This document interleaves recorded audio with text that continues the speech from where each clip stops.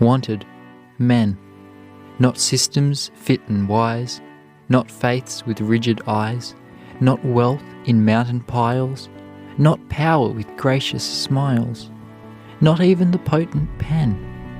Wanted, men.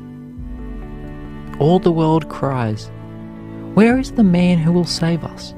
We want a man." Don't look so far for this man. You have him at hand. This man, it is you, it is I, it is each one of us. How to constitute one's self a man? Nothing harder, if one knows not how to will it. Nothing easier, if one wills it. Over the door of every profession, every occupation, every calling, the world has a standing advertisement. Wanted, a man. Wanted, a man who will not lose his individuality in a crowd. A man who has the courage of his convictions, who is not afraid to say no, though all the world say yes. Wanted, a man who, though he is dominated by a mighty purpose, will not permit one great faculty to dwarf, cripple, warp or mutilate his manhood, who will not allow the overdevelopment of one faculty to stunt or paralyze his other faculties. Wanted, a man who is larger than his calling, who considers it a low estimate of his occupation to value it merely as a means of getting a living. Wanted, a man who sees self-development, education and culture, discipline and drill, character and manhood in his occupation. Wanted, a man of courage who is not a coward in any part of his nature. Wanted, a man who is well balanced, who is not cursed with some little defect of weakness which cripples his usefulness and neutralizes his powers. Wanted, a man who is symmetrical and not one-sided in his development, who has not sent all the energies of his being into one narrow specialty and allowed all the other branches of his life to wither and die. Wanted, a man who is broad, who does not take half views of things, a man who mixes common sense with his theories, who does not let a college education spoil him for practical, everyday life, a man who prefers substance to show, and one who regards his good name as a priceless treasure. Wanted, a man who, no stunted ascetic, is full of life and fire, but whose passions are trained to heed a strong will, the servant of a tender conscience, who has learned to love all beauty, whether of nature or of art, to hate all vileness, and to respect others as himself.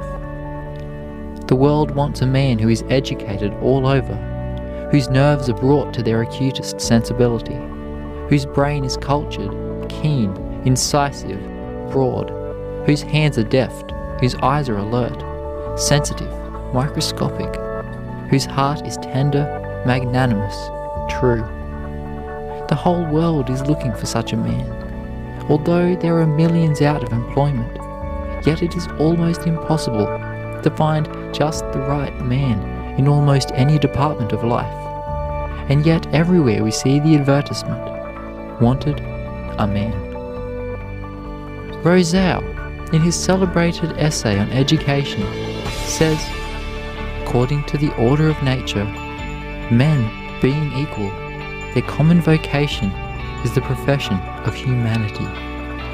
And whoever is well educated to discharge the duty of a man cannot be badly prepared to fill any of those offices that have a relation to him. It matters little to me whether my pupil be designed for the army, the pulpit, or the bar. Nature has destined us to the offices of human life antecedent to our destination concerning society. To live is the profession I would teach him. When I have done with him, it is true he will be neither a soldier, a lawyer, nor a divine. Let him first be a man. Fortune may remove him from one rank to another as she pleases. He will be always found in his place. When Garfield as a boy was asked what he meant to be, he answered, "First of all, I must make myself a man. If I do not succeed in that, I can succeed in nothing." Says our work is not to train a soul by itself alone, nor a body by itself alone, but to train a man. One great need for the world today is for men and women who are good animals. To endure the strain of our concentrated civilization, the coming man and the woman must have good bodies and an excess of animal spirits. What more glorious than a magnificent manhood, animated with the bounding spirits of overflowing health? It is a sad sight to see thousands of students graduated every year from our grand institutions, whose object is to make stalwart, independent, self-supporting men, turned out into the world saplings instead of stalwart oaks, memory glands instead of brainy men, helpless instead of self-supporting, sickly instead of robust, weak instead of strong, leaning instead of erect. So many promising youths, and never a finished man. The character sympathizes with and unconsciously takes on the nature of the body. A peevish, snarling, ailing man cannot develop the vigour and strength of character which is possible to a healthy, robust, cheerful man.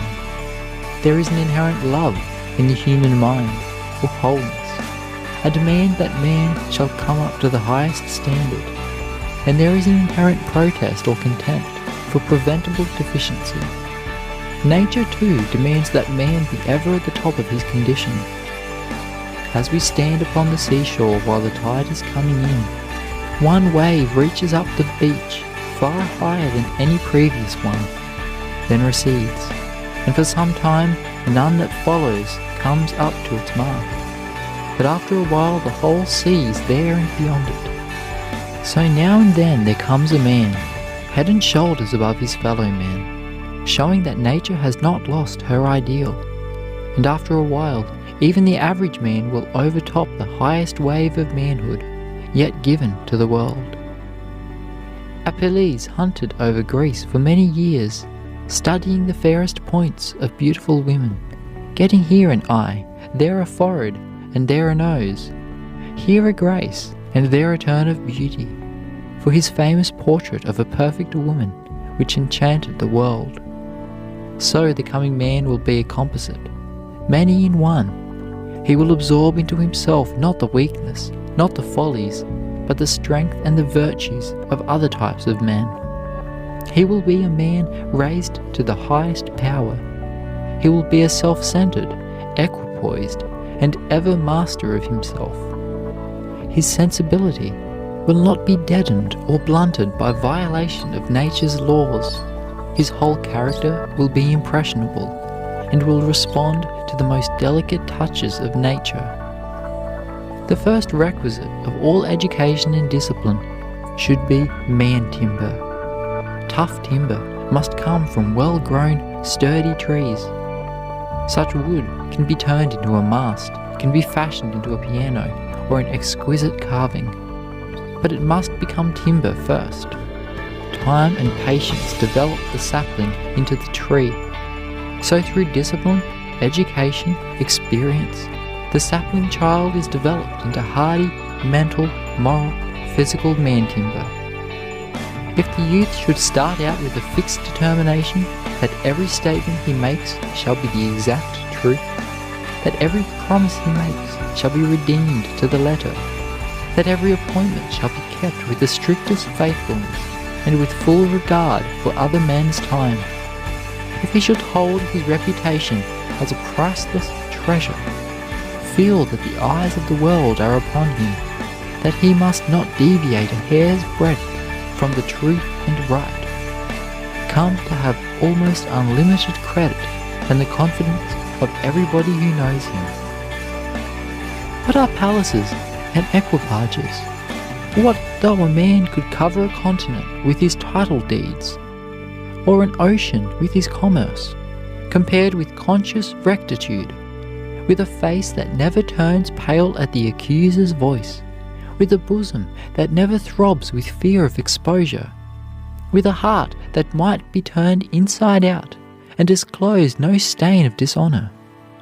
To have done no man a wrong, to have put your signature to no paper to which the purest angel in heaven might not have been an attesting witness, to walk and live unseduced within arm's length of what is not your own, with nothing between your desire and its gratification but the invisible law of rectitude. This is to be a man. Man is the only great thing in the universe. All the ages have been trying to produce a perfect model. Only one complete man has yet evolved. The best of us are but prophecies of what is to come. What constitutes a state? Not high-raised battlement or laboured mound, thick wall or moated gate. Not cities proud with spires and turrets crowned. Not bays and broad-armed ports, where, laughing at the storm, rich navies ride. Not starred and spangled courts, where low-browed baseness wafts perfume to pride. No, men, high-minded men, with powers as far above dull brutes endued, in forest, brake or den, as beasts excel cold rocks and brambles rude. Men who their duties know, but know their rights, and knowing dare maintain, prevent the long-aimed blow, and crush the tyrant while they rend the chain. William Jones. God give us men. A time like this demands strong minds, great hearts, true faith and ready hands. Men whom the lust of office does not kill. Men whom the spoils of office cannot buy. Men who possess opinions and a will. Men who have honour. Men who will not lie. Men who can stand before a demagogue and scorn his treacherous flatteries without winking. Tall men, sun-crowned, who live above the fog, in public duty and in private thinking.